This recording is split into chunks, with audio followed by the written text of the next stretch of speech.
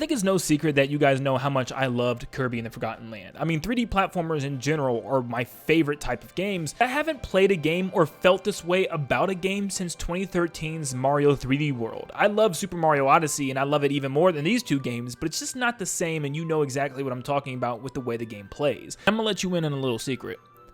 I think it's better than Mario 3D World.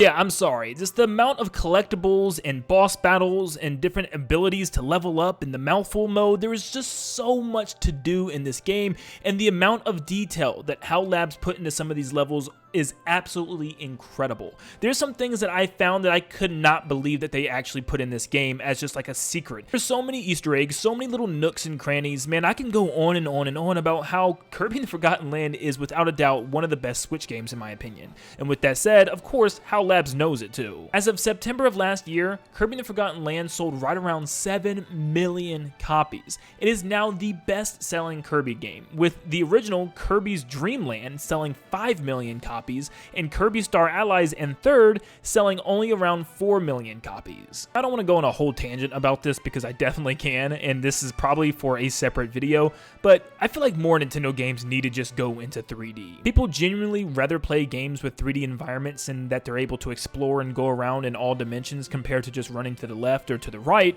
and it just shows with how well these games sell. I think the only exception would be the 2D Mario games sell very well as well, but it's Mario. It's a household name, it's the biggest name for Nintendo. With HAL Labs finally making this transition for Kirby, people absolutely loved it. Being able to play as their favorite pink puffball and also have copy abilities, but this time in a full 3D world, was exciting. It was even more exciting considering the fact that they didn't make it basic. They could have just dropped us in Dream World and gave us the same locations we've seen over and over and over again, you know, green greens, and of course King Dedede and his castle, made it very simple and then wrapped it up. But no, they gave us an entirely new world, a new antagonist, even more copy abilities to add on to the giant list that we've already had, added tons of collectibles and mini games, even secrets littered all over the stages, and yes, even an entire post game and story lore that tie in from the past games. I mean, they just did not stop. Why is it that we're talking about a new Kirby game today? Well, HAL Labs the other day just posted out a tweet and said, looking for Kirby development staff. Deadline is approaching until February 13th of 2024. Would you like to create the Kirby of the Stars, quote unquote, series with us? It goes on to say, we are looking for entries from enthusiastic and experienced game. Of course, all the job listings on the website seem to be focused on 3D animation and 3D art, so yeah, you take with that what you will, but to me that tells me they're working on another 3D Kirby game, which just obviously makes sense. I'm not going to sit here and say 2D Kirby is dead. Like I just showed on the chart, Kirby Star Allies is the third best selling Kirby game, which is still really good for the series. If you guys don't know, I am definitely a Star Allies hater. I feel like they kept it very basic, and it felt like a game that I've already played before. It definitely felt like the new Super Mario Bros. For Kirby, and it just didn't feel original enough and that interesting. It wasn't that difficult, there weren't that many collectibles and fun things to find in each level, and it just felt basic overall. For a lot of people, I can see this being their first Kirby game on the Nintendo Switch, and if that's the case, this would be a very fun game for someone, you know, just jumping into the series as their first game. But as you can see with the sales, it still did really good, so completely excluding 2D Kirby games from the future would just be silly,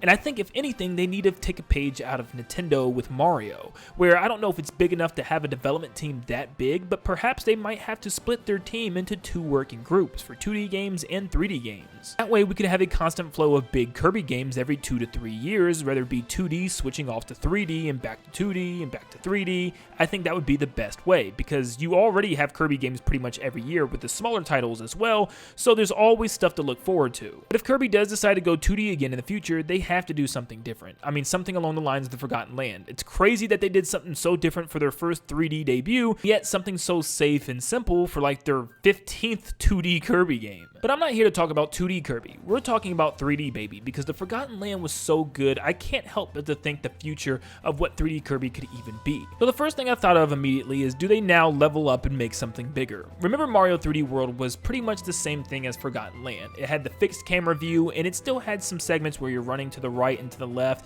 and it's more almost 2.5D at times with some more open areas to explore, but by any means it is not open. There is no open spaces to kind of do anything, and for the most part it is a very linear 3D experience. So the question is, does HAL Labs continue doing this and essentially make a Forgotten Land 2 or a Mario 3D World 2? I think they easily could. For this only being the first 3D Kirby game, they could definitely make another one in that same fixed linear 3D Kirby experience, and before they even try to do anything more open. But I almost want to see them go a little further. Not necessarily open world, but we'll talk about that in a second.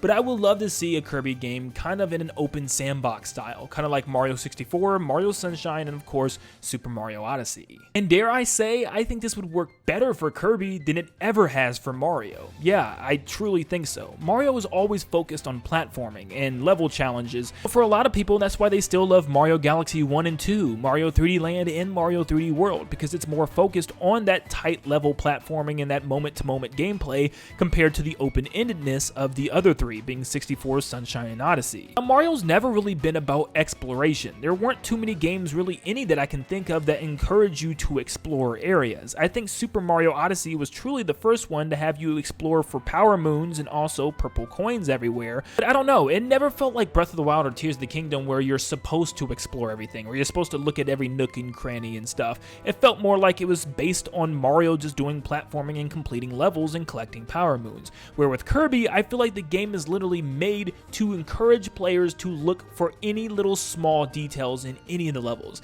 Kirby has been doing this for even the 2D games as well, where HAL Labs would hide little secrets and collectibles for each level, and even the tightest spots in a 2D side-scroller. And they definitely did the same thing for Forgotten Land. There were so many Easter eggs and so many hidden details. I mean, I was making videos upon videos just describing some of these things, and man, it was like a 20 video series just talking about Easter eggs that people would find every day, months after the game released. So I can't lie when I say I would love to have full 360 degrees control of Kirby in a giant open area. It doesn't have to be open world, but just more open areas for Kirby to run around and find nooks and crannies and secrets all hidden over the area would be fantastic. What about an open world Kirby? As much as I would love to see this, I just don't think it's time for something like this, at least not yet. But I do feel like it would be phenomenal. I mean, seriously, to have this giant, beautiful, saturated, colorful world that just feels so much different and cartoony and alive compared to Breath of the Wild and Tears of the Kingdom, which were more realistic, I would love to see something like that for Kirby. But at the same time, I just think that's way too massive of a game for HAL Labs right now. I mean, that would take them 7 to 8 years probably to develop something like that. And I don't know if they want to dive into something like that right now. But I do picture like it kind of crossing paths with things like Kirby Air Ride, where you can like have vehicles or maybe even like a warp star that you can actually drive and ride around the world and collect different capture abilities and fight overworld bosses.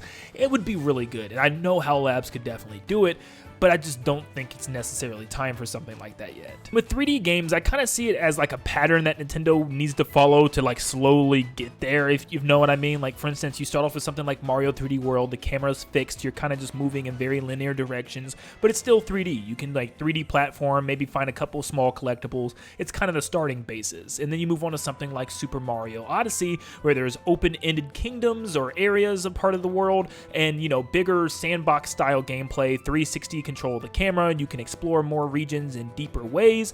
And then you push into the open world, where it's just a completely huge world, all interconnected, that you can explore at your own leisure. And normally I would like to say there's probably got to be a history of 3D games for that series. I mean, obviously it was time for Zelda to do something like that. It was just built for an open world. And in something like Mario, you know, we've had tons of, you know, very linear 3D Mario games. We've even had sandbox Mario games. So with these rumors saying that this next Mario game is going to be open world, it just kind of makes sense for somebody like Mario, where I think Kirby's next direction is just to do more of what they did with Forgotten Land, and maybe even try to kind of creep into the sandbox style for Kirby. But besides that, I think what they're doing is magnificent. I think it's great. I still think it's going to be a very long time until we see the next Kirby game, however. I think we're still going to get some smaller games from Kirby, maybe even some more ports or remasters of like Triple Deluxe and like Planet Robobot on the 3DS. I could see both of those coming in like a collection pack or something like that, or maybe some more remakes or remasters of older Kirby games. It's hard to say, and maybe just some smaller spin-offs again, like we used to get, like maybe even like a Canvas Curse, Rainbow Curse type of situation,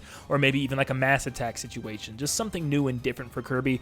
I mean, there's so many developers at HAL Labs. They've been working on so many different spin-offs and different types of Kirby games. We could see anything from the development team, but I still think it's going to be a little while until we see 3D or even 2D Kirby, an original game at that, once again. But thank you guys so much for tuning in. Let me know in the comments down below what you want to see next from HAL Labs and from Kirby. Do you think they should continue with what they've been doing with more of the linear 3D games, or should they go even bigger with a sandbox, or should they just go all out and do an open world? Let me know in the comments down below, and thank you so much for tuning in. Make sure you leave a like and subscribe before you head out, and also feel free to follow me on Twitter if you guys want to stay up to date on just some little news and updates and things I post about Nintendo. But thank you for tuning in. I'll see you in the next one.